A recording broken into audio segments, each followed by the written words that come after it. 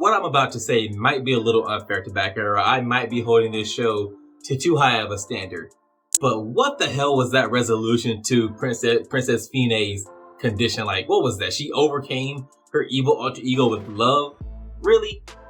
That's the best they come up with? That was so lame. Like, maybe I was expecting too much, but I feel like they could have come up with something a lot better than, I love General Crack so much now, so I can overcome my evil, personality and everything. Like, what?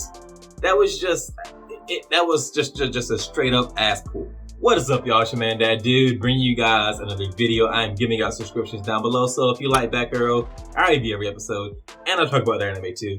You don't want to miss anything, so go hit that button. Also, feel free to follow and hit me up on Twitter at DadDudeAnime. So, Princess Fine's love for General Cracks is what motivated her to overcome her evil split personality, whatever you want to call it. That's what incited her to finally overcome that. Really, at no point in time before this did she ever realize how much she loved General Cracks. You know, the woman who has been taking care of her for years, who has literally been keeping her on the throne. That woman, she's just now realizing how much she loves that woman. Cracks began pretending to be a man just so she could be by Princess Fine's side and help her. Like, she poisoned her own brother because she thought that her brother might put Fine's position on the throne in jeopardy. I don't think Fine knows about that, but still, these are the lengths that Cracks is willing to go to help Fine. Like, she has been there for Fine since Fine was a small child. And this is the person that Fine is just not realizing she loves enough to overcome her evil personality. You know, the evil personality that is quite literally put like a hazard to the safety of everyone around her. She is just now figuring out, oh, I love Cracks so much, I can overcome this. At no point in time before this did she ever think to herself, I should, overcome this evil personality to maybe help General Cracks, to protect General Cracks. Because Cracks was putting herself at risk to protect Fine and hide her alter ego or her split personality from all the other nobles. Like, General Cracks was putting herself at risk. So did Fine just never stop to consider this, or what? This episode was just full of ass pulls because we again get to see Arrow just manifest another ability. Now his Brow Height can fly. He just pulled that one straight out of his keystrick, and he can fly now. Like, it's just the reasons that we get for why he can pull these new abilities out of nowhere is the same as it was before. Because he has no conviction, his Brow Height can, I guess, adapt to whatever the need is in the moment. But I wouldn't mind it as much if it was aesthetically pleasing to watch him gain these new abilities, right? There was some kind of cool transformation we got to watch. I wouldn't mind it nearly as much, but we don't even get even that.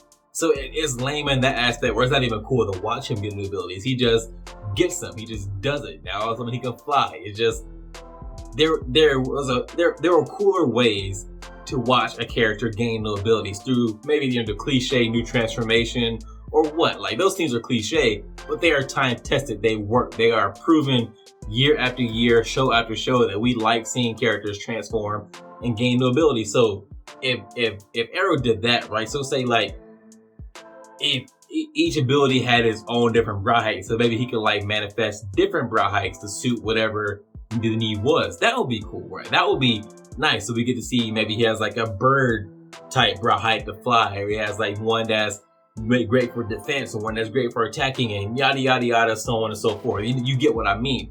That would be cool to see, but we don't even get something like that. He just has the same basic Brow Height that he had from the beginning, and that Brow Height just gains new abilities where it can clone itself, and now it can fly, and it could turn itself into a fucking sword.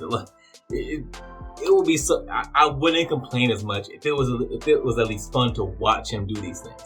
But it's not, because it's not even a show when he does it. He just does it. Well, Princess Fine is all better now, and the people of Edgewood Village are free, and they're going to stay in Luto and help Luto fight against Rekka, which is not. I like that development, so I'm not complaining at all. I think there's something I'm forgetting though about this episode. Oh yeah, who the fuck is the Elect Supreme? Who is this guy who might be the most powerful being in the world and who is just now being introduced out of nowhere? And he's apparently the most powerful man in Luto, where he picks the heir to the throne. Like, they could have foreshadowed this guy or something. Maybe introduce him maybe earlier on in the show. If he's is so seemingly important and so powerful, we should have been introduced to this guy earlier. Like, what the fuck? It just doesn't make any sense that he was just now coming in and he is so like influential in the goings on of not just Luto, but apparently the whole world. If he's so damn powerful, we really should know more about this guy. This episode didn't annoy me that much until, well, I guess it annoyed me more later on because of Princess Fine's resolution to her evil personality happens after this. But when the Elect Supreme was introduced, I was sitting there like, I really feel like this should have came along earlier in the show. You don't bring in a character apparently that important into a show this late in the show when I think this show is only gonna run for 12 episodes. I might be wrong. If it runs for 24, I'll take this back. But I think it's only running for 12. You don't bring in a character that important so deep into the show because he is so seemingly important to everything that's going on. It just didn't make any sense. Anyways, guys, that's all I have for you in this one. If you enjoyed this video, go hit that thumbs up. And if you are so inclined, subscribe and share. It would help me out a lot. If you didn't like the video, let me know why in the comments. We could talk about it. I respond to almost everything.